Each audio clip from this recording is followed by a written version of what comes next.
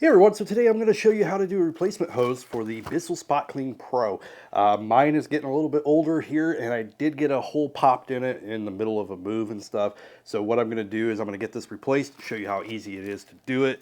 And this is how it came packaged in another little plastic bag. Quality and length and everything matches pretty much up to the same. Alright, so the bottom of the machine, you got 3 screws here. You're going to need to unscrew these. That way we can pull this whole unit thing out. And then from there, we need to take these other screws off. All right, so the next thing we need to do is take this little water chamber off.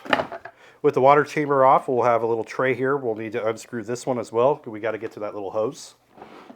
Once you get those screws out of there, you should be able to kind of get this out of here. There we go. And then we'll go ahead and take the screws off on this side. All right, so even then, it's still going to be a little hard to get that little clamp on that little hose. So I'm going to unhook the pump as well, just so I can bring it up a little bit. Now you'll be able to see, I'm not sure if you can really see that. There is a little clamp here, little hose clamp. You'll need some little pliers for that.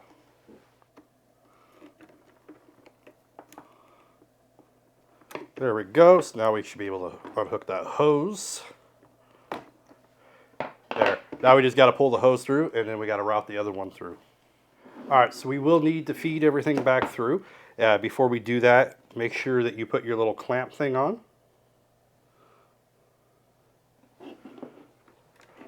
We'll go ahead and put it on the pump first. Now with our hose on there, now we got to reattach everything. So we need to put our pump back together.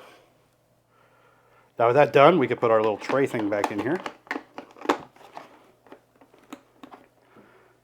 Now before I put the cover on this one, I want to make sure I get this all put back together.